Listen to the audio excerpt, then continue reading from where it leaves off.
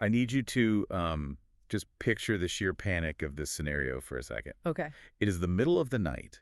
The Middle East is actively erupting into a violent naval standoff. The global economy is in this absolute terrifying tailspin. Right, a total mess. And the federal security detail for the director of the FBI is standing outside his bedroom door, and they are knocking. Oh, man. They are pounding on the wood, and they are getting zero response. We are talking about the man who literally needs to be awake, alert, and at a command center if a nuclear threat happens. Yeah, the guy at the top of the domestic intelligence pyramid. Exactly. And his own federal agents are radioing for tactical breaching equipment. Wait, like battering rams? Yes. We are talking about heavy breaching tools just to break down his door because he is entirely unresponsive from what dozens of officials are now calling habitual intoxication.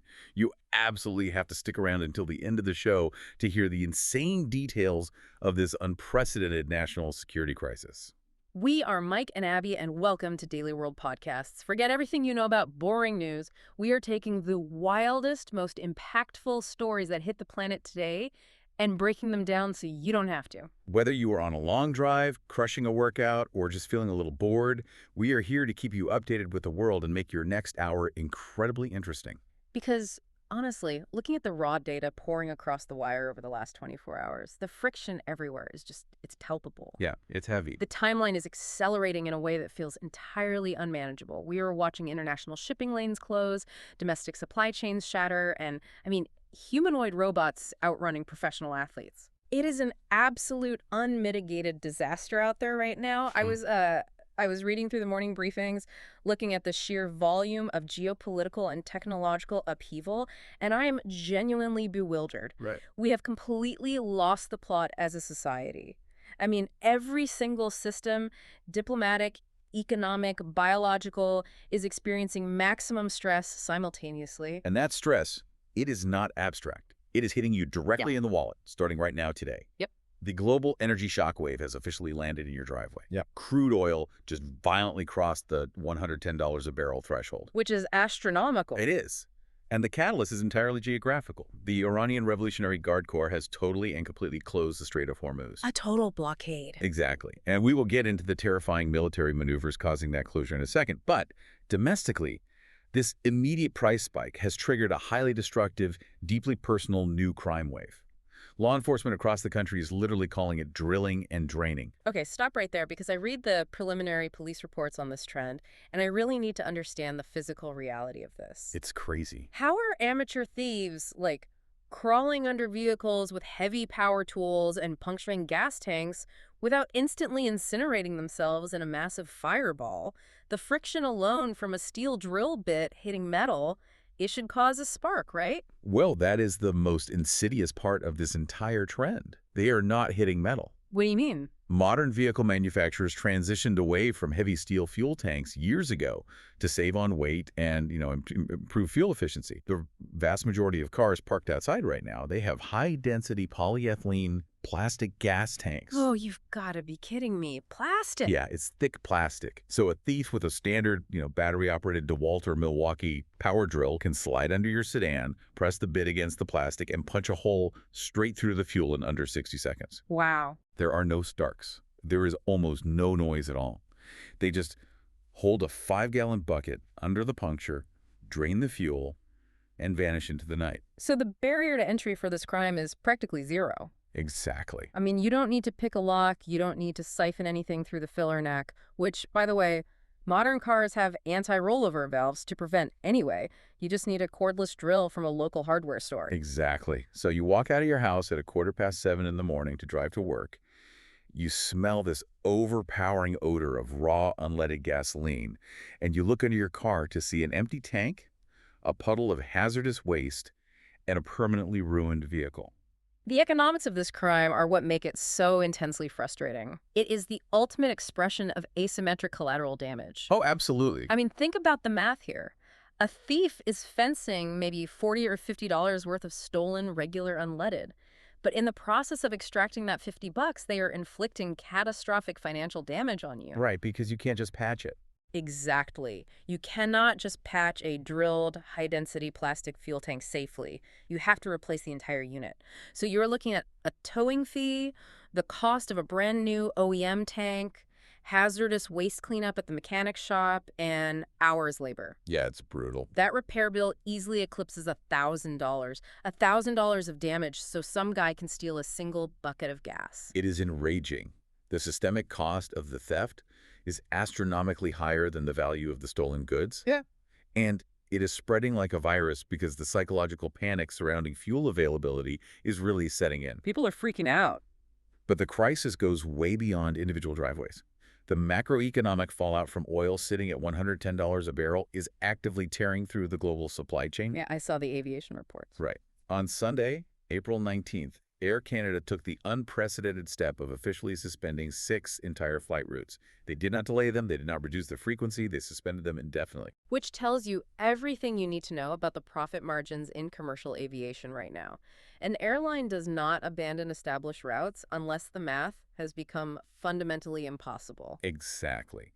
Air Canada stated publicly that keeping those specific planes in the sky is no longer economically viable because the sheer cost of jet fuel has completely eradicated any conventional profit margin. They are losing money every time the wheels leave the tarmac.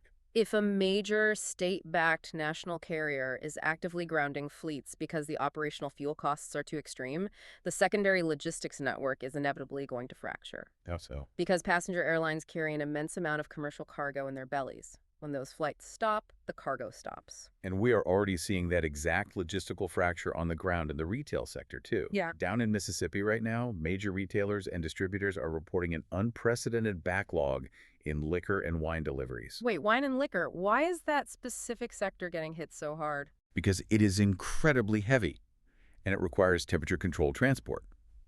Moving thousands of glass bottles filled with liquid across state lines, it requires heavy-duty freight trucks. Oh, the diesel costs. Exactly. The cost of diesel required to move an 18-wheeler from a distribution hub to local storefronts has spiked so violently that the trucking companies are demanding exorbitant fuel surcharges. Right. The distributors are looking at the math and realizing they cannot pass that cost onto the consumer without pricing a standard bottle of wine out of existence. So they are just holding the inventory in warehouses. So we have commercial planes sitting idle on the runway and local businesses staring at empty shelves simply because the fundamental act of moving a physical object from point A to point B has become a financial luxury. Pretty much. It suddenly makes perfect sense why the International Monetary Fund and the World Bank are currently in a state of absolute panic in Washington, D.C. Oh, they are scrambling. They are holding their annual spring meetings right now, and you can guarantee every pre-planned agenda item has been thrown out the window. They are desperately trying to formulate a policy to stabilize the global economic outlook before this energy shock triggers a deep, cascading recession. It is a terrifying domino effect. Right. And I know half of you listening on a drive right now are screaming at your dashboard, looking at gas prices. I get it. It's painful. If you're watching on YouTube right now, drop a comment with the most insane length you would go to protect your car's gas tank from these drillers. Because people are getting intensely protective of their property. I honestly would not be shocked to see aftermarket automotive shops making a fortune installing heavy steel skid plates under the chassis of regular commuter sedans just to snap a thief's drill bit in half. Honestly, it might be a good investment. The paranoia is entirely justified. So your gas tank is getting drilled in the driveway, which is awful, but that completely pales in comparison to the sheer military chaos that is actually causing this price spike. Because overnight, the U.S. Navy just crossed a massive red line in the Persian Gulf. This is where the story shifts from a frustrating economic headache to a genuinely terrifying geopolitical reality. Right. For the past 3 weeks, we have been watching this tense naval blockade in the Strait of Hormuz. The Iranian Revolutionary Guard Corps choked off the waterway, and the U.S. Navy moved in. And it's been mostly a staring contest up until now. Exactly. For weeks, it was mostly a standoff, a lot of posturing, a lot of radio warnings, vessels staring at each other across the water. But by late Saturday evening, April 18th, the posture fundamentally changed. Yeah, it escalated fast. Central Command, or CENTCOM, officially confirmed that United States naval forces physically boarded and seized an Iranian merchant ship attempting to bypass the blockade. We really need to pause and establish the physical reality of what a boarding operation entails in hostile waters. It's intense. This is not a Coast Guard vessel politely asking for registration.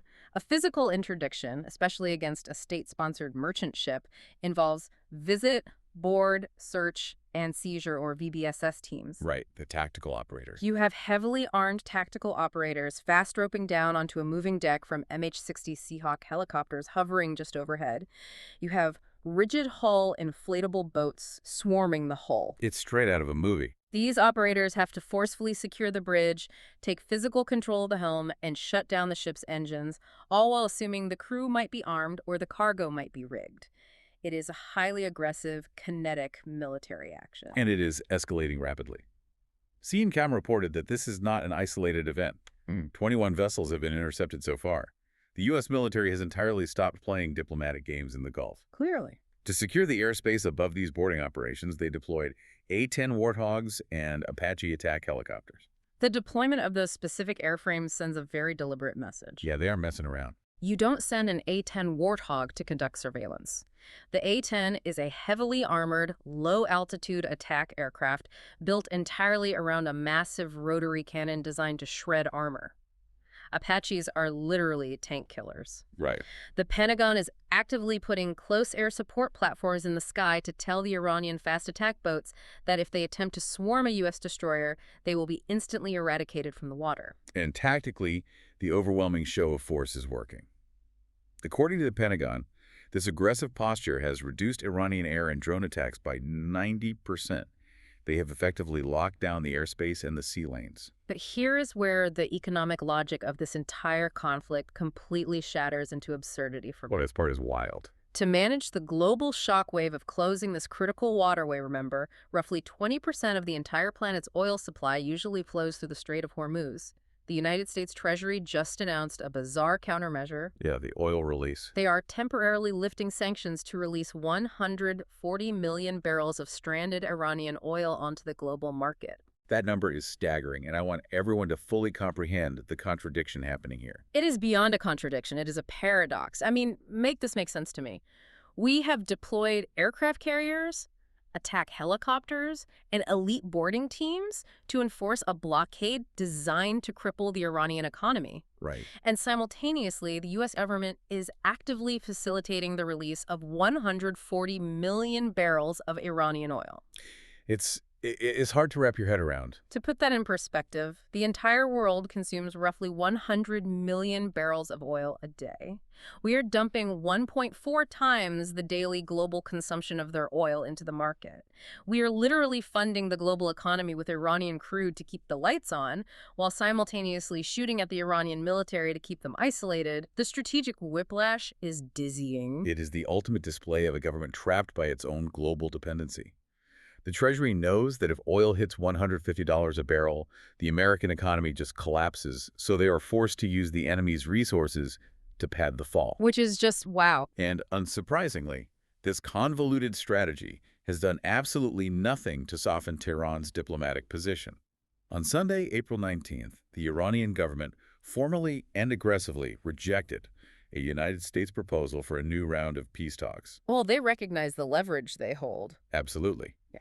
Parliament Speaker Mohammad Bagher Ghalibaf and Foreign Minister Abbas Araghchi held a press conference and drew a very hard line. What did they say? They stated unequivocally that the naval blockade must be completely dismantled before any discussions regarding their highly enriched uranium stockpiles can even be scheduled. Which means the diplomatic channels are entirely frozen.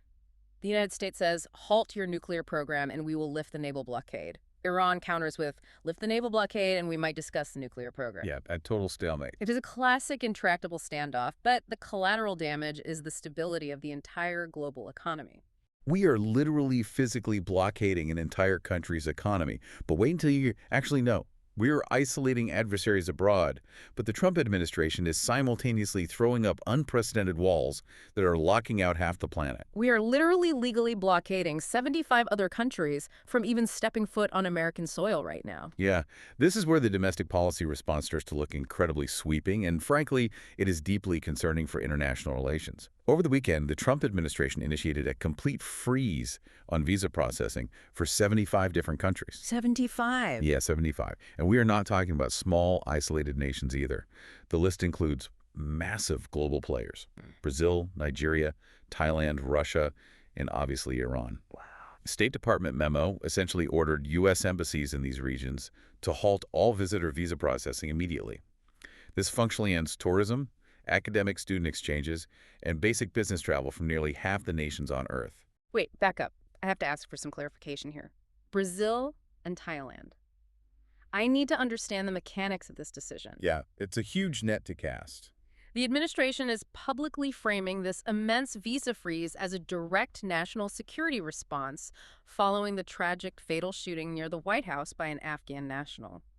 But logically, how does freezing out a prospective college student from Sao Paulo or a tourist from Bangkok do anything to prevent a lone wolf attack in Washington, D.C.? Well, according to the official administration statements, it is about broadly securing the homeland. But this does not look like a surgical security measure. It looks like a massive pretext for total economic and diplomatic isolationism. It is a staggering contraction of American borders. And just to lay out the framework of this discussion, we are strictly breaking down the data from the State Department reports and analyzing the diplomatic fallout.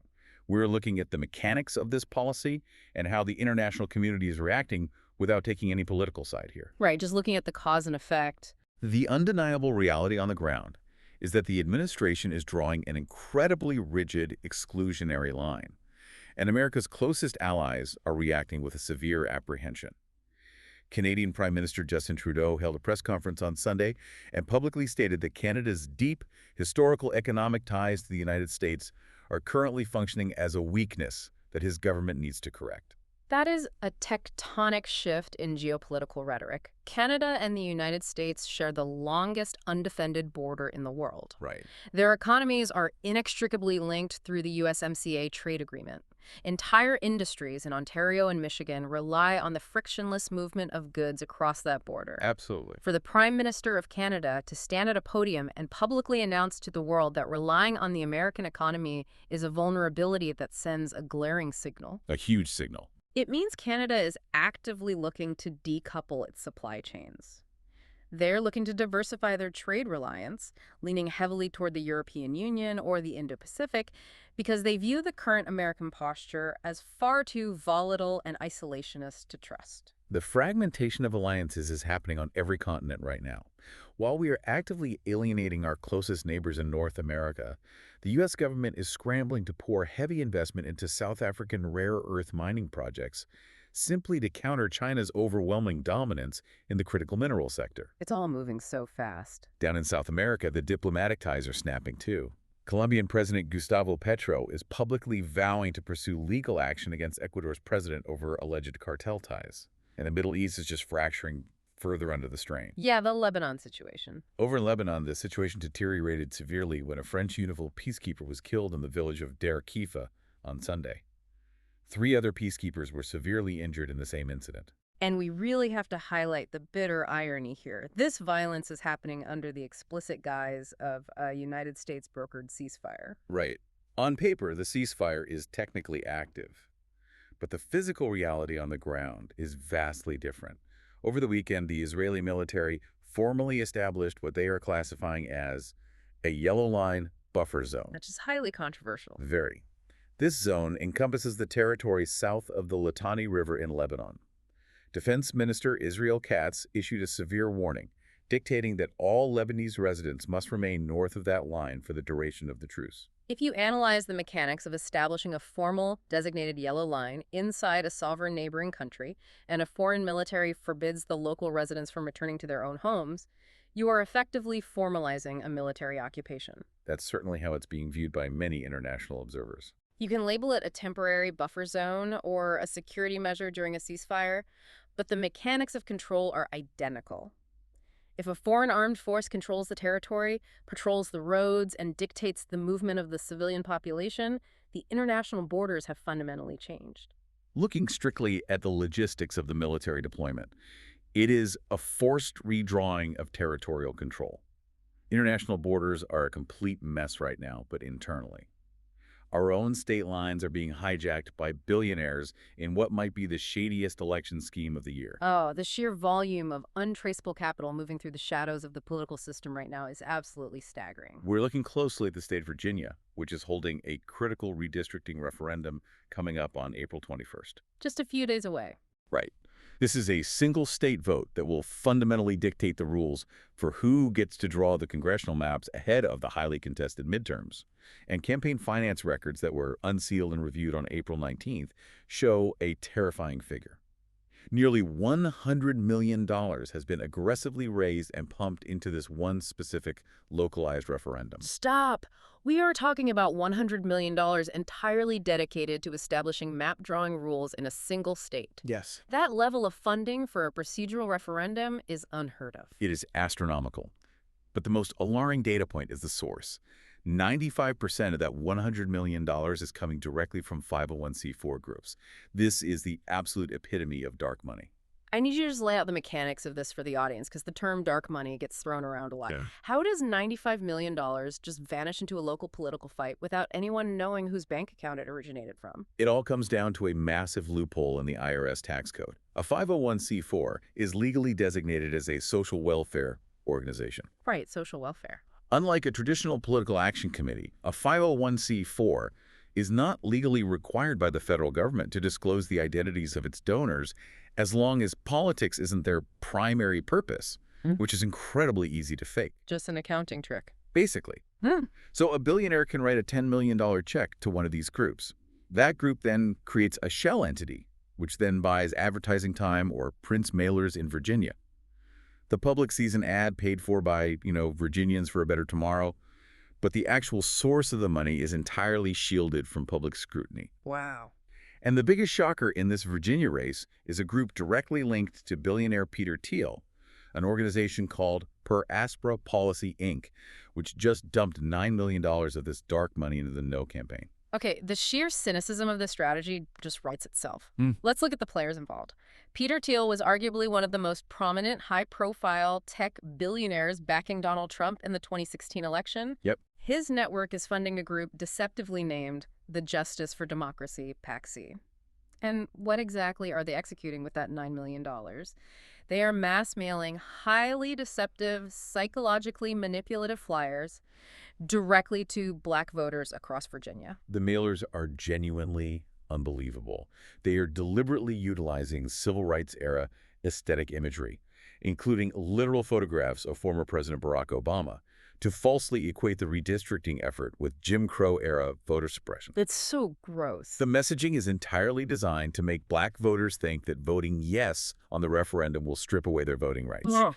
The deception is so blatant that the Virginia Attorney General was forced to hold a press conference to publicly denounce the mailers as absolute fabrications designed to trick and disenfranchise voters. It is literal psychological warfare funded by untraceable billionaires. You have a massive conservative donor network quietly funding mailers that are intentionally disguised as democratic civil rights warnings. Yeah. The entire goal is to introduce confusion and apathy into a specific demographic of voters. It is incredibly manipulative. And, to be completely objective here, it is not like the capital flowing into the opposing side is transparent grassroots money either. Far from it. The Yes campaign has pulled in roughly $64 million in funding, and $40 million of that massive war chest was wired directly from the Democratic-aligned dark money behemoth House Majority Forward. Wow. 40 million. The stakes are federal. Political analysts are projecting that if the yes vote wins, it could allow the Democratic Party to gerrymander a 10-to-1 congressional seat advantage in a state that is historically split nearly down the middle at 5-6. Pause for a second and genuinely ask yourself, what would you do if $100 million of untraceable corporate cash suddenly flooded your local neighborhood's election? Seriously. If you are watching on YouTube, drop a comment if you think this kind of dark money is already secretly ruining your state. Because when the stakes dictate federal control of Congress, the local voter just becomes collateral damage in a billionaire's chess game. And the institutional chaos is not confined to Virginia either. In Michigan, the Department of Justice is aggressively demanding that local officials hand over all 2024 ballots from the Detroit area to launch a federal investigation into election law compliance. Which I'm sure is going over well. Oh, local Detroit officials are furious, calling the demand baseless partisan harassment designed to undermine faith in the system.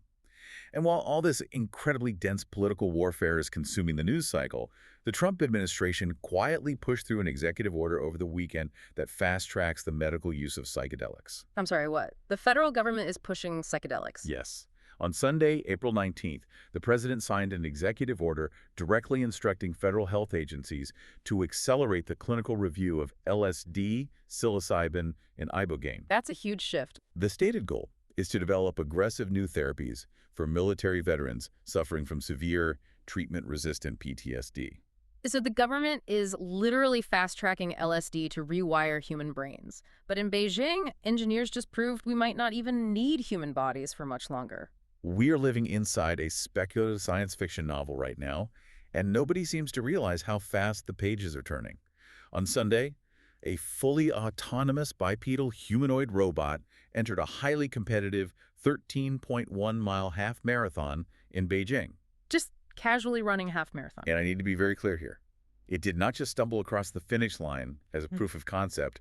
It broke the human world record for the course. I cannot get past the existential dread of this scenario. Look, I understand the progression of automation. I understand large language models writing code, analyzing data, or, generating legal documents. Right, software. But why on earth are we dedicating millions of dollars in research and development to build literal terminators that can out-cardio professional human athletes? It did not just finish the race. It beat the human world record. Why are we building terminators that can out-cardio us? Over 13 miles of sustained physical output. And to understand how monumental this is, you have to look at the mechanics. This wasn't the only robot on the course. There were more. Oh yeah. The engineers deployed several other bipedal units, specifically to test their language processing capabilities while under extreme kinetic stress. Oh, come on. Imagine the surreal horror of running a grueling marathon. Your lungs are burning, and a hydraulic metal humanoid jogs past you. It is perfectly maintaining its gyroscopic balance over uneven pavement, avoiding other runners using real-time spatial computing, and all the while it is fluidly conversing with the engineers in perfect Mandarin. It is a staggering leap in spatial computing. We think of AI as a brain in a jar, but putting that brain into a physical body that has to constantly calculate gravity, momentum, and friction in real time while processing audio inputs, the computational power required for that is immense. That's unfathomable. And the practical application of this technology is already hitting municipal streets. In Warsaw, Poland, on Sunday, city officials deployed a heavy-duty humanoid robot to chase aggressive wild boars out of the capital's residential districts. The visual of that is just incredible. It is equally hilarious and deeply terrifying. You have a pack of wild boars looking up to see a relentless hydraulic metal man sprinting directly at them. They probably think the apocalypse has arrived. I mean, they wouldn't be entirely wrong. But the underlying technological advancement is deadly serious. The gap between what these machines are physically and computationally capable of doing and our ability to secure them is closing at a terrifying speed. Anthropic CEO Dario Amodei spent Sunday at the White House having high-level, closed-door discussions with the administration regarding severe hacking fears surrounding their newest AI models. Yeah, that makes sense. If a bad actor gains access to a model that can control physical, robotic infrastructure, the threat matrix changes entirely. But the mind-bending breakthroughs aren't just contained to robotics and silicon. They are fundamentally altering human biology, too. Over the weekend at the American Academy of Neurology annual meeting, the pharmaceutical company Lundbeck presented peer-reviewed data from their Infuse study. Okay. They were testing a drug called VYEPI, which is an intravenous or 5E treatment originally designed for chronic migraines. Yeah. But what the data revealed is nothing short of revolutionary for human cognitive function. This is genuinely fascinating because anyone who suffers from severe chronic migraines knows that the debilitating physical pain is only half the battle. The neurological toll, the brain fog, is often worse. Exactly. The researchers found that 82.1% of the patients in the study suffered from severe mental cloudiness, commonly referred to as brain fog, at their baseline. They are constantly living in a cognitive haze. That's awful. But after receiving this specific IV treatment, over 50% of the participants documented massive highly measurable improvements in executive decision-making, completing complex multi-step tasks, and overall reading comprehension. And the timeline of the recovery is the most impressive data point. They did not see these improvements after months of sustained therapy. The patients reported this profound cognitive clarity within just 7 days of receiving the very first intravenous dose. Days. If you consider the complex mechanics of the human brain, to have a vascular drug enter the bloodstream, rapidly alter neural connectivity, and entirely clear a debilitating cognitive fog in 1 week that suggests the mechanism of the drug is actively repairing neurological pathways before it even prevents the onset of the next headache. It is quite literally giving people their minds back. Medical science is rapidly creating IV drugs that rewire neural connectivity to clear brain fog in a week, and yet the most immediate threat to your weekend entertainment is a bunch of executives in suits trying to hold your television hostage. Right, robots are out here breaking world records, yet somehow the most immediate threat to your weekend entertainment is a bunch of executives in suits trying to black out your television. It is the most mundane, frustrating reality check ever. We have robots breaking world records and drugs curing the brain, and we are still dealing with 1990s cable company extortion tactics. It really is. Friday evening, federal judge Troy L. Nunley in Sacramento handed down a massive 52-page ruling that completely blocked the proposed $6.2 billion merger between two massive media conglomerates, Nexstar and Tegna. Thank God. He issued a preliminary injunction stopping this corporate behemoth from forming. If this merger had been allowed to finalize, this single megacorporation would have controlled the local television feeds for 80% of all U.S. households across 31 different major markets. Yes, exactly what the American consumer needs right now in the middle of a global crisis.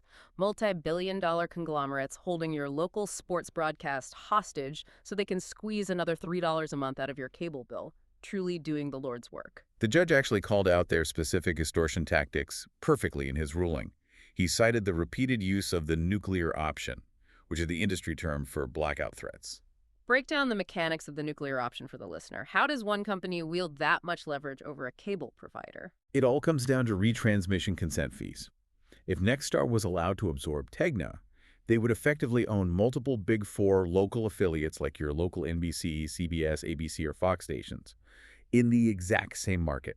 Like a monopoly. Right. It is like a toll booth operator buying every single bridge out of town. Once they have a monopoly on the local broadcast feeds, they can go to a distributor like DirecTV, Comcast, or YouTube TV and demand exorbitant inflated fees to carry the channels. Right. If YouTube TV refuses to pay the ransom, Nexstar triggers the nuclear option. They simultaneously pull all the major network feeds right before a massive live event like the Super Bowl or the local NFL playoffs. The consumer is left staring at a black screen, gets furious at YouTube TV, and the distributor is ultimately forced to pay the ransom, which they then pass on to the consumer in the form of higher monthly subscription fees. It is pure, unadulterated corporate greed masquerading as market synergy. They are leveraging the cultural importance of live sports to artificially inflate their bottom line. And while these media executives were fighting a sterile paper battle in federal court over billions of dollars, a literal physical siege was playing out in the mud in Wisconsin. Late Saturday evening into early Sunday morning at the Rigland Farms Beagle Breeding Facility in Blue Mounds, Wisconsin, a massive violent clash erupted between an organized coalition of 1,000 animal rights activists and local riot police. We really need to set the scene here because the tactical details of this confrontation sound like medieval siege warfare. It absolutely does. Yeah. You have a highly coordinated group of 1,000 protesters who descended on this rural facility in the dead of night. Rigland Farms operates as a massive breeding hub, housing roughly 2,000 beagles destined for medical testing. 2,000. The activists, who've been tracking the facility for years, allege systematic, horrific abuse and arrive with the explicit goal of physically breaching the perimeter to liberate the dogs. But the local police were entirely prepared for an assault. They established heavy, militarized barricades. They knew they were coming. They literally dug a defensive trench and filled it with raw manure to break the protesters' advance, and erected secondary lines of barbed wire fencing. When the massive crowd of activists attempted to push through the barricades, the police escalated force immediately. They deployed heavy clouds of pepper spray and actively fired less lethal rubber bullets directly into the crowd. Firing rubber bullets and deploying chemical agents over a dog breeding facility, The sheer intensity of that confrontation is jarring. Yeah, it's intense. It is a profound indicator of how drastically elevated the baseline level of tension is in this country right now. Thousands of citizens are entirely willing to charge heavily fortified police lines, endure mace, and face kinetic munitions strictly over animal welfare. The threshold for physical escalation has dropped to near zero. The fallout from the clash was significant. 25 protesters were physically restrained and arrested on the scene, including the primary leader of the activist coalition, Wayne Seung, who is now facing severe felony conspiracy charges. Oh, wow. But here is the fascinating twist. The immense public and legal pressure generated by the siege actually achieved the overarching goal. It was announced that by July 1st, the Ridland Farms facility is officially surrendering its breeding license to avoid facing a massive, separate prosecution initiated by the Attorney General regarding the mistreatment charges. So it actually worked. Yes. So the activists ultimately forced the permanent closure of the facility, even though the police held the line and none of the protesters managed to breach the final barbed wire fence to get to the dogs this weekend. So while Wisconsin is dealing with literal trenches of manure, the rest of the country was either watching LeBron James defy aging or paying to see a mummy movie that basically apologized for existing. The cultural whiplash of this weekend is so real. Let's look at the entertainment box office for a second because the economics of nostalgia are fascinating right now. Yeah. The Super Mario Galaxy animated movie is still absolutely dominating the theaters, holding the #1 spot and pulling in $35 million in its third weekend. Unsurprising. The sci-fi adaptation project Hail Mary is holding incredibly strong at #2. But debuting at #3 is director Lee Cronin's heavily anticipated reboot, The Mummy, which brought in an underwhelming $13.5 million. And crucially, it received a glorious C+ cinema score from the audiences who actually paid to see it. The absolute best part about this entire cinematic endeavor isn't the film itself, it's the sheer panic of the marketing department. Warner Brothers and Blumhouse recognized the cultural loyalty to the 1999 original, so they spent millions of dollars to explicitly clarify in all their promotional material that this new film was, quote, not a Brendan Fraser movie. Because nothing guarantees a massive box office return quite like spending $22 million on a horror movie, only to base your entire marketing campaign on reminding the audience that the one actor they actually wanted to see is nowhere near the set. It's a bold strategy. It is a brilliant, foolproof strategy if your ultimate goal is to immediately lower everyone's expectations to the floor before they even buy a ticket. It is hilarious. And honestly, if you are watching on YouTube right now, drop a comment with your take on these reboots. Are you still paying for tickets when the original stars are cut out? Because clearly $13 million worth of people still showed up out of morbid curiosity. Meanwhile, on the television side of the culture, the highly acclaimed series Beef just dropped its Season 2 finale, completely wrapping up an intense 8-year narrative arc set in Seoul. Yeah, the finale was a masterclass in tension.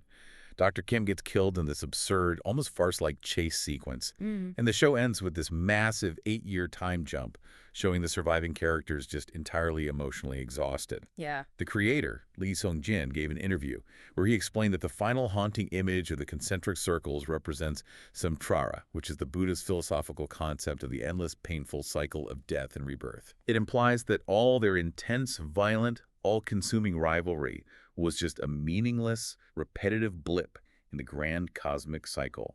Oh, and also the Time 100 Gala announced its first ever red carpet livestream for April 23rd with Zoe, Nikki, and Wagner, so it's a lighter media note. Which is an incredibly heavy philosophical burden to drop on an audience during a weekend binge watch with Beef. At least the professional sports world managed to deliver some classic, uncomplicated moments of athletic brilliance. They really did.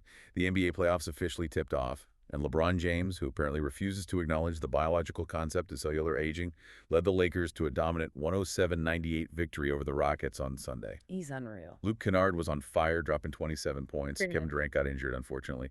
Over the NHL, the Montreal Canadiens beat the Tampa Bay Lightning 4-3 in a grueling overtime. Oh, that game is wild. Taraj Slavkovsky secured the Game 1 victory with an incredible hat trick in a game that was remarkably violent.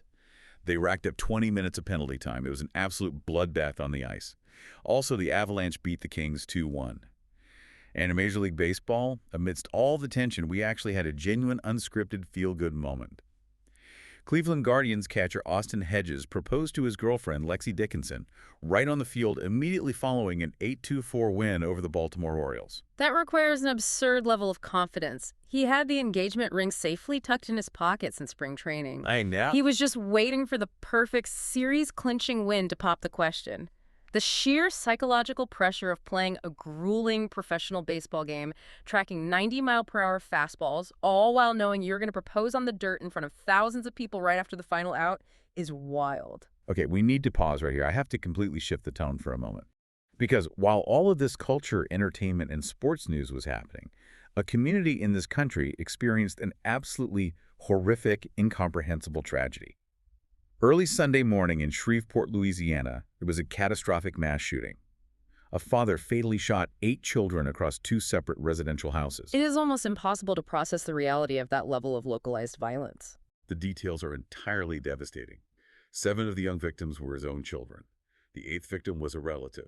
The shooter is confirmed dead at the scene, and 2 other individuals were critically wounded and transported to local trauma centers. Shreveport Police spokesman Corporal Chris Bordelon and local community leaders, including Councilwoman Tabitha Taylor, were on the scene in the early hours of Sunday morning, visibly shaken, just trying to console these entirely shattered, grieving families. The district attorney's office is currently classifying a horrific event as a domestic dispute that escalated into irreversible catastrophic harm. It currently stands as the deadliest mass-killing incident in the United States in the last 2 years, and the sheer volume of the trauma completely overwhelmed the local emergency medical and police services. It is absolutely heartbreaking when you look at the trajectory of a domestic dispute escalating to the unthinkable point where a father systematically destroys his entire family across multiple residences. The sheer suffocating grief echoing through that Shreveport community right now is unimaginable. It is a dark, sobering reminder of how fragile the social fabric really is and how quickly a localized, violent crisis can completely overwhelm the emergency systems designed to protect vulnerable people. The system is clearly under immense stress at every level, from local emergency services to the very top of federal law enforcement. We've covered global wars, corporate greed, and local tragedies today. But we have to end on the story we teased at the very beginning, because right now, the man in charge of the FBI is at the center of an absolute meltdown. This is the massive ethics and security scandal that broke late Saturday night into Sunday morning. More than 24 current and former Department of Justice and FBI officials have systematically come forward to the press with severe allegations against the current FBI director, Kash Patel. 24? Yes, over 24 individuals. And the core accusation isn't just about bad management. It is a detailed record of habitual intoxication and severe operational negligence. And the specific details leaking out of these internal reports are not just personally embarrassing for the director, they are terrifying from a strictly structural national security standpoint. The reports describe repeated instances of obvious intoxication at high-end private clubs in Washington, D.C. and Las Vegas. We are talking about massive public freakouts that are actively impairing the function of the agency. Senior intelligence staff are coming forward on the record saying they had to regularly delay crucial early morning high-level intelligence briefings simply to accommodate the director's hangovers. Let's consider the mechanical reality of that for a second. The Federal Bureau of Investigation, which serves as the premier law enforcement and domestic intelligence agency in the country, is actively hitting the snooze button on daily national security briefings because the director consumed too much alcohol the night before. Information regarding terror plots, counterintelligence, and federal investigations is being backlogged because the man at the top of the pyramid cannot physically get out of bed. But that isn't even the most alarming incident in the dossier. Not even close. The most shocking incident, the specific event that really broke the dam and triggered this massive leak from the intelligence community, happened when his own security detail urgently needed to reach him. The locked room. Yes. Security personnel were stationed outside his locked hotel room door and could not wake him up.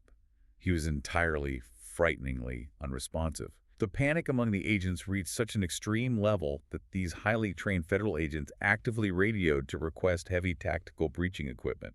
They wanted to use battering rams to physically break down the reinforced door of their own boss's room. Wait, the director of the FBI, the guy who needs to be awake if a nuclear threat happens, is so deeply asleep that federal agents are asking for battering rams.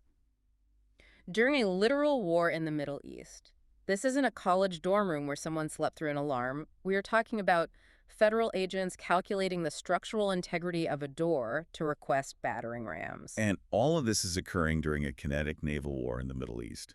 We have physical blockades, drone strikes, international economic panic, and the guy running the domestic intelligence apparatus is completely unreachable behind a locked door. It's unthinkable. The intelligence officials leaking this information are explicitly, undeniably terrified that his unreachability constitutes a massive national security vulnerability, especially right now with the Iran conflict peaking and the borders freezing. How is he responding? Patel, for his part, is vehemently and aggressively denying all of these allegations. His office released a statement calling the reports fake news and hit piece lies, and he's actively threatening to launch a massive defamation lawsuit against The Atlantic for publishing the initial report. Of course. But the officials who step forward are pointing to a deeply established pattern of behavior, which includes a highly publicized, deeply unprofessional incident from February, where the FBI director was filmed chugging a beer and dancing wildly with the United States men's hockey team at the Milan Cortina Olympics. If the intelligence community is leaking this heavily to 24 different sources all at once, what is the internal breaking point? How long until the institution simply refuses to take his orders? When the thousands of agents tasked with protecting the physical security of the country collectively decide that the man leading them is the primary vulnerability to that security, you are looking at an institutional crisis that no amount of public relations spin or threatened lawsuits can possibly fix. The system is blinking red. All right, if we made your drive, your workout, or your downtime even a little bit better today, do us a massive favor. Whether you're watching on YouTube, streaming on Spotify, listening on Apple Podcasts, or literally anywhere else, hit that follow or subscribe button right now. We drop episodes like this every single day, bringing you the world's news in the most interesting way possible. Lock in, because you do not want to miss the crazy stories we have queued up for tomorrow. See you then.